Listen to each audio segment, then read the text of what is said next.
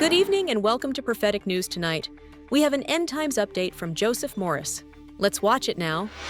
As you see the day approaching. So that's what the end of days update is all about, is looking at what's happening that shows us literally how close we are and how things are happening and approaching the coming of the Lord. It's so blatant now. I hear people say, boy, I wish I could have lived in Bible days. You're living when verses are coming to pass right in front of your eyes. I mean, things that Ezekiel prophesied 2,700 years ago are coming to pass right now. So we're blessed. We'll look back at this time and go, how could it have been this way?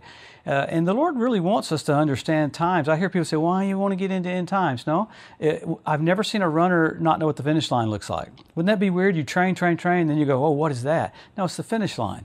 So we're looking at things that point to the second coming of the Lord, but the Ezekiel 38 war happens right after the rapture. So if we can see the nations getting ready for that, we can tell we're very close. And the Lord wanted us to know, just like He told the crowd. He never rebuked the crowd except for one time. He rebuked the Pharisees over and over and over again.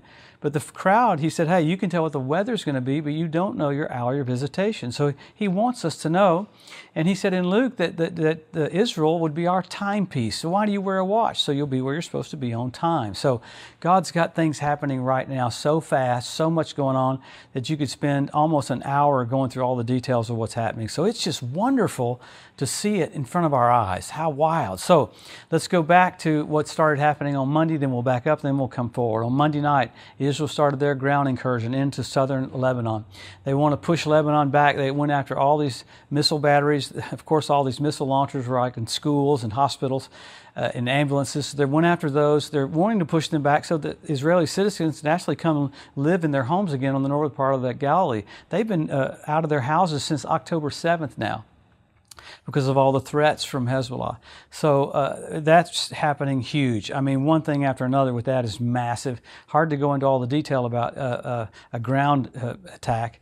But really, we'll back up to Nasrallah. Remember last week Nasrallah was killed. Man, what a bizarre deal. Even along with him was one of the generals in the Revolutionary Guard. The wild thing about that is Israel got an Iranian man to shake hands with Nasrallah. As he shook hands with him, he marked his hand with something, so they knew where Nasrallah was the whole time. When Benjamin Netanyahu went to New York to go to the UN, I guess Hezbollah thought, well, he's safe, it'll be okay, but he was down under the ground in one of the basements, so they got him taken out. Man, looking at what Israel had to do for that kind of gives you a picture of what they can do for the nuclear things that are so below the ground when you have these bunker buster bombs. I mean, there was about 8 F-15s that came in, dropped those bunker buster bombs. I think the New York Times says there was 18 of those that they dropped. And the succession, how they had to drop them, one every 2 seconds, flawless precision to blow that building up to get rid of Nasrallah. So, I mean, everybody's freaking out over that, just like they freaked out a few days earlier when Hezbollah's pagers started blowing up and their phones started blowing up. So, man, Israel's got some radical things to protect themselves. So, with all of that, you have the UN Secretary General Guterres. He said, you know what? He didn't condemn Iran's attack. He didn't condemn Hamas's attack. And then Israel's guy came out and said, okay, you can't come to our land. We will not allow you to land here. Well, he changed his mind on the Iranian attack. So it's just weird to see world leaders appalled. The U.S. State Department and the UN were appalled at Israel defending itself. How bizarre is that? So yesterday, what an interesting time that was on regular TV. They cut in on NBC. I watched it. It was right there, probably from about 10:30 to about 12:30, you could see the missiles coming from Iran. They said there was 180 missiles. It seemed like a lot more than that. But man, seeing the Iron Dome put in action, Israel has 3 different levels of the Iron Dome. You have David's slingshot, and you have the Arrow defense system. So watching that, a bullet shooting a bullet, what an amazing thing. There was only 3 Israelis that even got injured, and the only person that got killed was a Palestinian from Gaza. So Khomeini in Iran is absolutely crazy. So doing that, attacking Israel, you had Iran firing missiles from Iraq into other parts of Iraq where our bases were. So our soldiers got attacked again, and America really hasn't done anything about that. This is about the 3rd or 4th time that's happened. But then you had Israel do an airstrike into Damascus. They went to another factory. People go, what's Israel doing? Well, it was a chemical weapons factory. They were making sarin gas there. So Israel's having to go out of its way because it's completely surrounded. You had some of the United States destroyers stop some of the missiles that were coming down from Iran. The deal about the missiles coming down from from Iran where they're coming, they make it in 11 to 12 minutes. That's how fast they're getting there. So the Israelis have not much time to take shelter. So boy, the rage went off all over Israel. So it's people keep texting me and calling me, what's getting ready to happen, what's getting ready to happen. Well, you had Rosh Hashanah, or Feast of Trumpets, start today, and with that you had a solar eclipse called the Ring of Fire that happened today, started exactly when the Feast of Trumpets started in Israel. So we've got about 2 days for the Feast of Trumpets. And Jesus fulfilled Passover, unleavened bread, first fruits, and then Pentecost happened. The next feast to be fulfilled on the calendar is Feast of Trumpets. So we could have the rapture on the Feast of Trumpets. I don't believe it's today or tomorrow, but I'm ready if it is. I'm all in. So how blessed are we, though, to watch it unfold right in front of our eyes? You got things in the heavens. You have flood. The flood this last week in America was so horrific from the hurricane. And there were floods in Nepal. There was a typhoon in some other areas. So you got crazy weather happening. You got signs in the heavens, and you have armies literally surrounding and attacking Israel, trying to annihilate Israel. That tells us the king is about to come. So what do? Help our local church, help our local pastor, be engaged. We don't fit church into our life. It is our life. So we always go back to the Word that with all these things physically happening right in front of us, those are signs. We have signs right in the Bible, though, that show us how close we are. Israel made a nation. Jerusalem won back. Hebrew language restored. Ethiopian Jews brought back. Fertility of the land of Israel. Revival of the Roman Empire. You got foxes that started showing up on the Temple Mount. You had fish show up in the Dead Sea. You had the Dead Sea turn blood red where Sodom and Gomorrah was. Crazy on the Day of Atonement.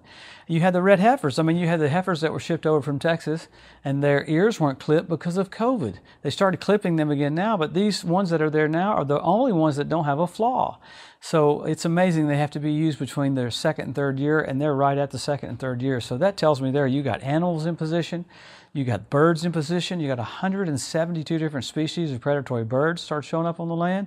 That's absolutely amazing because God calls on them to clean the land up after the Ezekiel 38 war. 7 years later at the Battle of Armageddon, he calls on them again.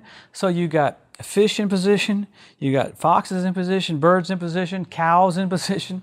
You have the Temple Mount Institute that has everything ready for sacrifices. So these people are all being moved on by God. I mean, you even have Russia went into Crimea, Russia went into Ukraine. All these different groups are where they're supposed to be biblically with all these things happening biblically. So what does the church do? The church goes, is Jesus really coming in my lifetime?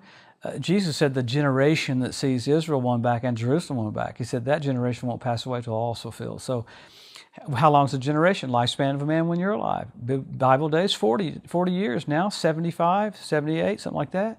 So we're privileged to see all of it come to pass. But all of the signs that you have, I mean, with the heavenly stuff, with the earthly things, you have men will be lovers themselves, we have selfie sex. You had Rabbi Yitzhak Kaduri had prophecy in 2015 that Israel will be ruled by two Benjamins right before the coming of the Lord. Well, right before the coming of the Lord, you had Benjamin Netanyahu and Benjamin Gantz rule Israel. You had the archway for Baal worship got rebuilt in Palmyra. That's where the Tower of Babel is. I mean, radical. The Talmud says that's the last sign you'll see before the coming of the Lord. So you have all these things with the EU. You got all this stuff happening with the Pope calling on one world religion, one world authority, literally coming to Islam, trying to get them together. You have Turkey's president say things like, okay, we got to call on the UN so we can annihilate Israel.